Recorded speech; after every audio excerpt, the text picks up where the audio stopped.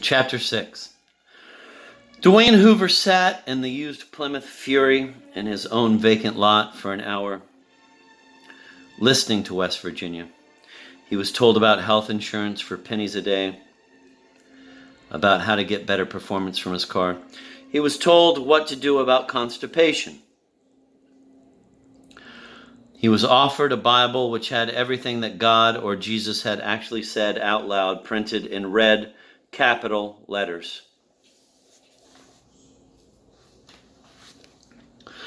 He was offered a plant which would attract and eat disease-carrying insects in his home. All this was stored away in Dwayne's memory, in case he should need it later on. He had all kinds of stuff in there.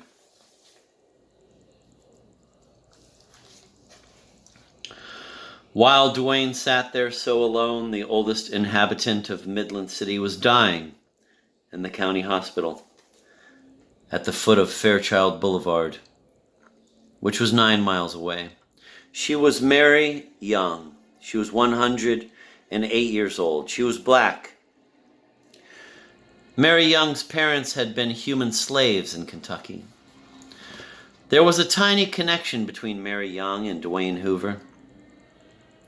She did the laundry for Dwayne's family for a few months, back when Dwayne was a little boy. She told Bible stories and stories about slavery to little Dwayne.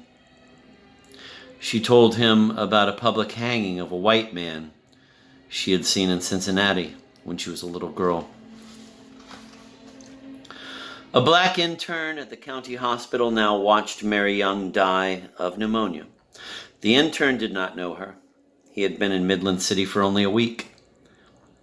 He wasn't even a fellow American, although he had taken his medical degree at Harvard. He was an Indaro. He was a Nigerian. His name was Cyprian Akwindi. He felt no kinship with Mary or with any American blacks. He felt kinship only with Indaros. As she died, Mary was as alone on the planet as were Dwayne Hoover or Kilgore Trout. She had never reproduced. There were no friends or relatives to watch her die. So she spoke her very last words on the planet to Cyprian Akwindi. She did not have enough breath left to make her vocal cords buzz. She could only move her lips noiselessly. Here is all she had to say about death. Oh my, oh my. Like all earthlings at the point of death, Mary Young sent faint reminders of herself to those who had known her.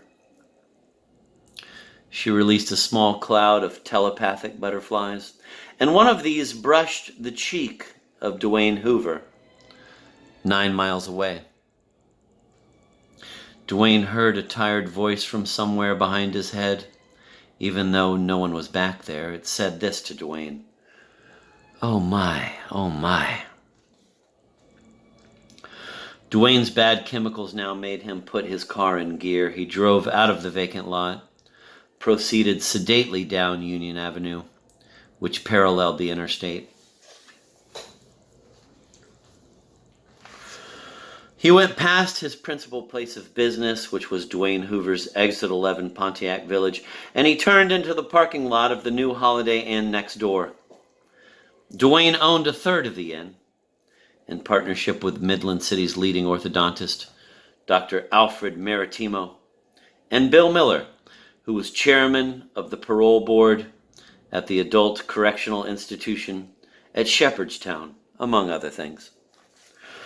Dwayne went up the inn's back steps to the roof without meeting anybody. There was a full moon. There were 2 full moons. The new Mildred Berry Memorial Center for the Arts was a translucent sphere on stilts, and it was illuminated from the inside now, and it looked like a moon. Dwayne gazed over the sleeping city. He had been born there. He had spent the first 3 years of his life in an orphanage only 2 miles from where he stood. He had been adopted and educated there.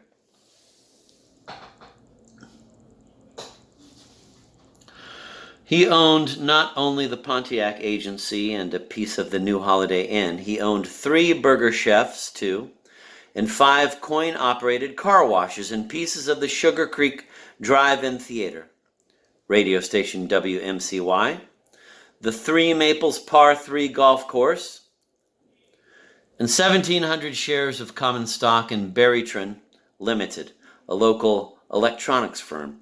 He owned dozens of vacant lots. He was on the board of directors of the Midland County National Bank. But now Midland City looked unfamiliar and frightening to Dwayne.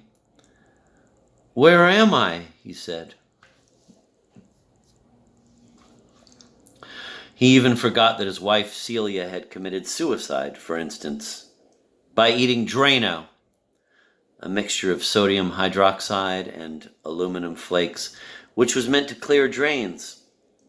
Celia became a small volcano, since she was composed of the same sorts of substances which commonly clog drains. Dwayne even forgot that his only child, a son, had grown up to be a notorious homosexual. His name was George, but everybody called him Bunny. He played piano in the cocktail lounge of the new Holiday Inn. "Where am I?" said Dwayne.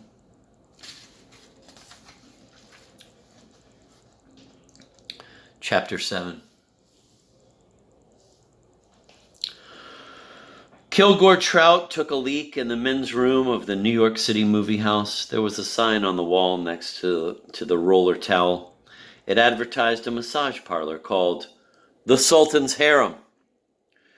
Massage parlors were something new and exciting in New York. Men could go in there and photograph naked women, or they could paint the women's naked bodies with water-soluble paints.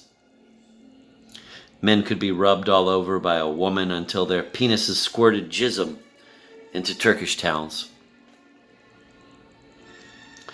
"It's a full life and a merry one," said Kilgore Trout. There was a message written in pencil on the tiles by the roller towel. This was it.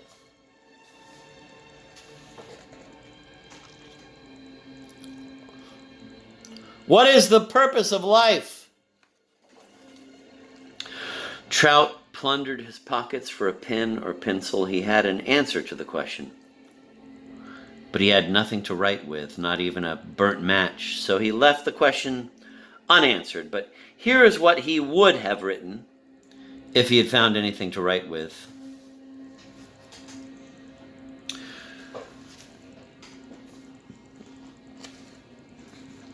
To be the eyes and ears and conscience of the Creator of the universe, you fool. When Trout headed back for his seat in the theater, he played at being the eyes and ears and conscience of the Creator of the universe. He sent messages by telepathy to the Creator, wherever he was.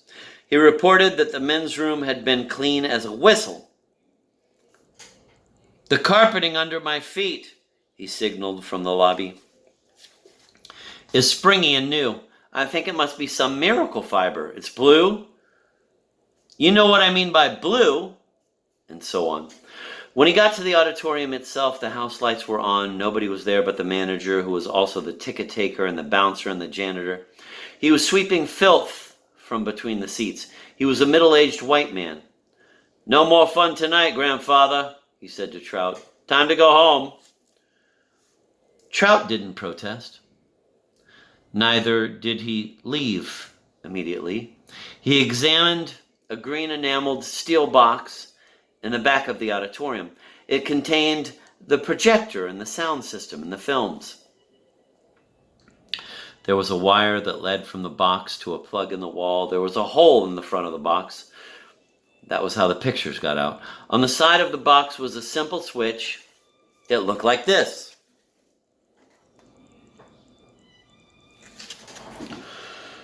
It intrigued Trout to know that he had only to flick the switch and the people would start fucking and sucking again. "Good night, grandfather," said the manager pointedly. Trout took his leave of the machine reluctantly. He said this about it to the manager: "It fills such a need, this machine. And it's so easy to operate.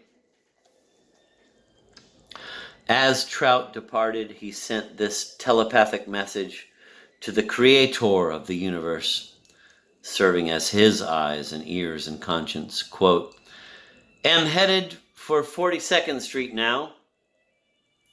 How much do you already know about 42nd Street?" End of quotation marks.